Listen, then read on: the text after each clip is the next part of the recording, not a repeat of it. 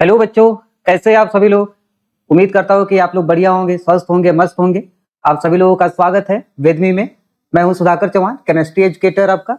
और आज हम लोग डिस्कस करने वाले हैं कि नीट के लिए 1 ईयर स्ट्रेटजी प्लान कैसे हम करें, क्या क्या बेसिक रिक्वायरमेंट्स होनी चाहिए हमारी। सबसे पहले हम क्या पढ़े, क्या ना पढ़े, किस पे ज्यादा फोकस करना चाहिए, किस पे कम फोकस करना चाहिए, कहाँ से वेटेज ज्यादा होते और कहाँ से वेटेज कम होते, किस टॉपिक पे ज्यादा हमें टाइम देना चाहिए, किस पे कम टाइम देना चाहिए। तो आइए एक एक करके हम डिस्कस करेंगे। तो स्टार्ट करते हैं। 1 year NEET exam preparation strategy.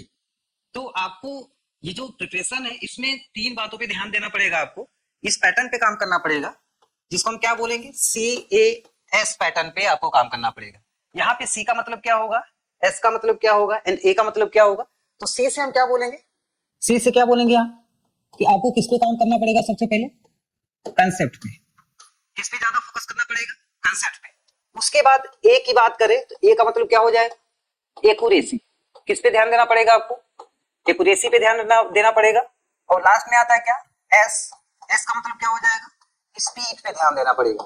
क्या करना पड़ेगा आपको, तो 3 बातों का आपको ध्यान देना है। यदि आपको स्कोर करना है, आपको स्कोर करना है नीट में क्या 700 प्लस स्कोर करना है, तो इन 3 बातों को अच्छे से आपको ध्यान देना पड़ेगा। क्या कि सबसे पहला क्या है, कंसेप्ट पे आप फोकस करें। उसके बाद कंसेप्ट के बाद आप एक्यूरेसी पे जाते हैं कि एक्यूरेसी आपकी क्या होनी चाहिए। ऐसा नहीं कि आप कोई फार्मूला लगाते हैं तो फार्मूला गलत हो जाए। आप कोई रिएक्शन पे जाते हैं तो रिएक्शन आपकी क्या हो जाए, कोई दूसरी रिएक्शन को लाके वहां पे पुट कर दे।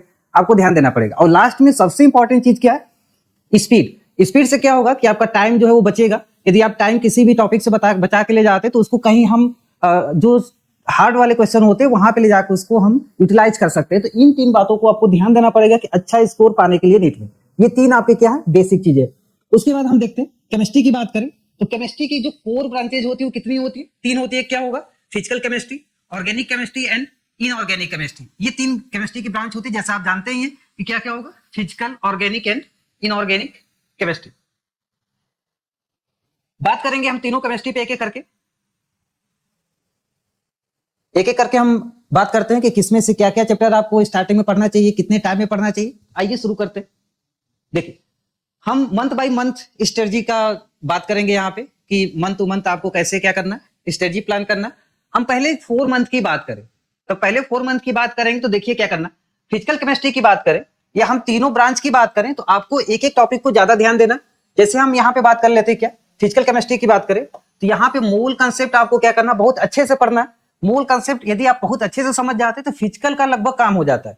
क्योंकि ये जो ऐसा टॉपिक है ये बेसिक भी होता है और इसका पूरा नाम हम बोले तो क्या पूरा नाम क्या होता है, some basic concept of chemistry. Some basic concept of chemistry का मतलब क्या होगा, पूरी केमिस्ट्री में इसके कंसेप्ट क्या होते, यूटिलाइज होते रहते। इससे क्या करेंगे हम, इससे मैथमेटिक्स भी सीखेंगे, कैलकुलेशन कैसे फास्ट करें, ये सारी चीजें कहां पे सिखाया जाता है, मोल कंसेप्ट में। तो फिजिकल की बात करना है आपको तो इसमें हम मोल कंसेप्ट पे बहुत ज्यादा ध्यान देंगे। जब हम शुरुआत करते हैं प्रिपरेशन करना अपना तो मोल कंसेप्ट को भूल के भी हम निग्लेक्ट नहीं कर सकते क्योंकि मोल कंसेप्ट का वेटेज बहुत ज्यादा होता है। आप देखे होंगे प्रीवियस ईयर में 2 से 3 प्रॉब्लम भी आते हैं और बाकी चैप्टर में यूटिलाइज भी होता है। दूसरा हम बात करें ऑर्गेनिक की तो ऑर्गेनिक में सबसे ज्यादा जो ध्यान देने वाली बात हो क्या है, जीओसी पे। जीओसी का मतलब क्या होगा, जनरल ऑर्गेनिक केमिस्ट्री।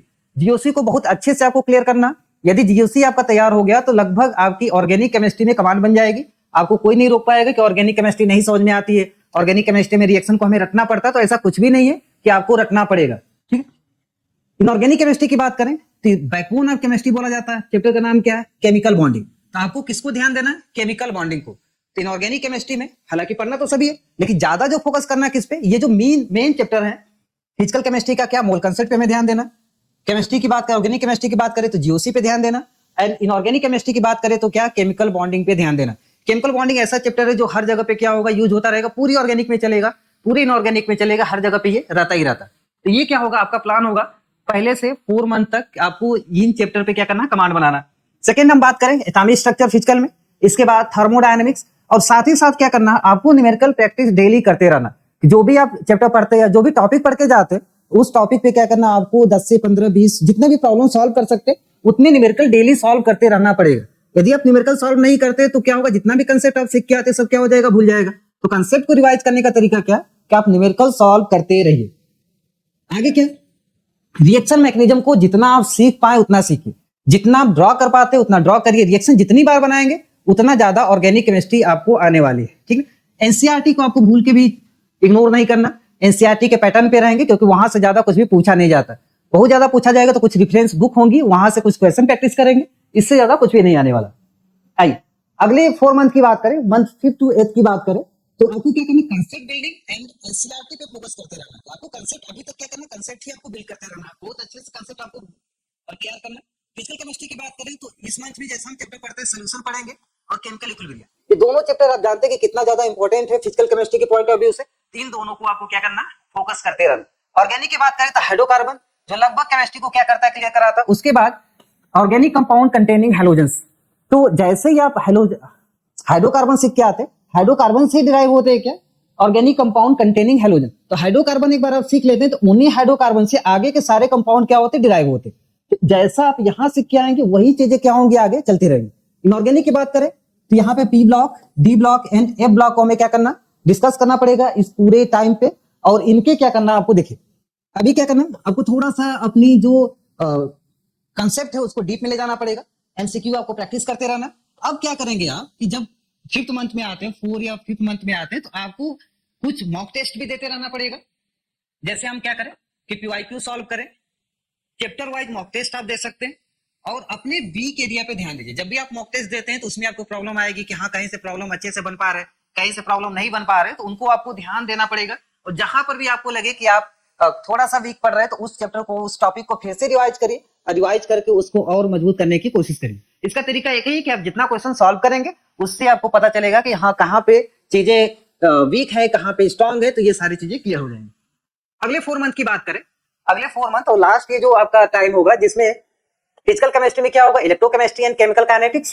और यहाँ पे ऑर्गेनिक के लगभग चैप्टर सभी आ जाएंगे, alcohol, phenol, ether, aldehyde, ketone, carboxylic acid, biomolecule. And last में जो चैप्टर आता है क्या, principle related to practical organic chemistry, जिसको हम पीओसी भी बोलते हैं, पीओसी भी बोलते हैं, प्रिंसिपल रिलेटेड ऑर्गेनिक केमिस्ट्री। ठीक, पीओसी नहीं बोलेंगे इसको,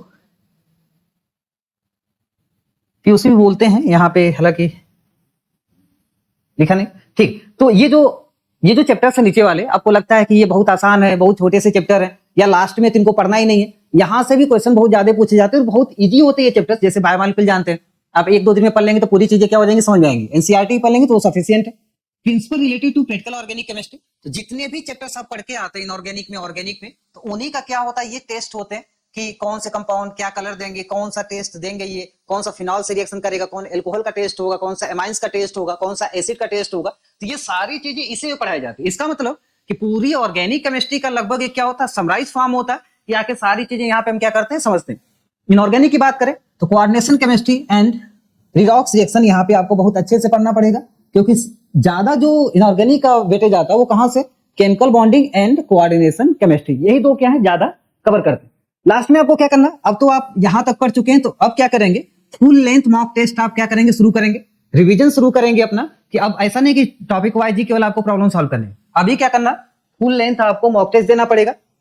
आप शॉर्ट नोट्स बनाएंगे, अभी क्या करना, शॉर्ट नोट्स बनाना, एनसीईआरटी को पूरे टाइम आपको रिवाइज करते रहना। जिस दिन जो भी टॉपिक आप पढ़ के जाते हैं उसको फिर से एनसीईआरटी को बार बार आपको क्या करना, रिवाइज करना। आप एक वीक में एक फुल लेंथ मॉक टेस्ट दे सकते हैं, 1 या 2, जो भी आप कर पाए उतना आपको करना पड़ेगा। फुल लेंथ मॉक टेस्ट से क्या होगा कि जो भी आपकी चीजें, हो सकता है कि कोई चैप्टर आपका छूट रहा हो वहां पे पीछे, तो क्वेश्चन लगाते टाइम वो क्या होगा, समझ में आ जाएगा कि हाँ यहां से नहीं हो पा रहा, यहां से हो पा रहा। और आपको क्या करना, लास्ट में आपको फोकस करना कहां पे,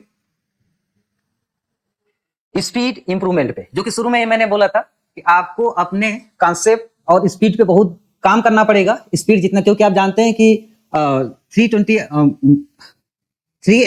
मिनट्स का क्या होता है आपका पूरा पेपर होता, तो इसमें आपको स्पीड भी मेंटेन करके चलना पड़ेगा। इतने ढेर सारे क्वेश्चन होते हैं, 180 क्वेश्चन होते हैं, और उसमें से आप जानते हैं कि फिजिक्स के 45 होते हैं, और केमिस्ट्री में क्या होते हैं, फिजिकल केमिस्ट्री के कुछ क्वेश्चन होंगे, तो उस पर बहुत आपको काम करना पड़ेगा, ज्यादा टाइम देना पड़ेगा। तो ये रहेगा आपका क्या प्लानिंग स्ट्रेटजी रहेगी आपकी, कैसे ऐसे आपको क्या करना, ये सारी चीजें कवर करना।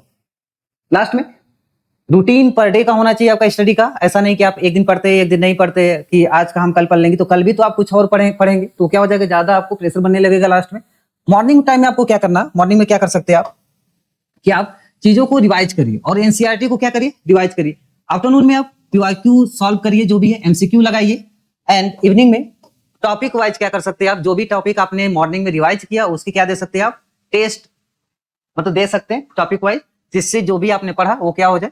तो ये लास्ट के मंथ में आप कर सकते हैं कि टॉपिक वाइज क्या करिए, रिवाइज करिए और लास्ट में क्या करिए, उसका टेस्ट एक दे लीजिए, तो सारी चीजें आपकी क्या हो जाएंगी, क्लियर हो जाएंगी। तो ये रहेगा हमारा पूरे साल का क्या स्ट्रेटजी।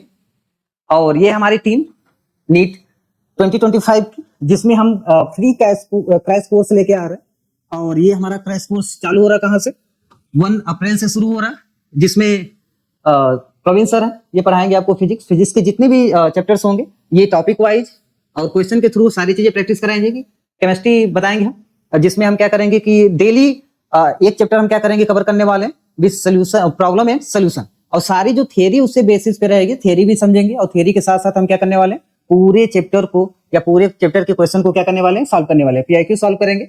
बाकी सर लोगों को आप लोग जानते ही होंगे, सर और मैम लोग आपको क्या करेंगे, बायो के साथ इंट्रोड्यूस कराएंगे।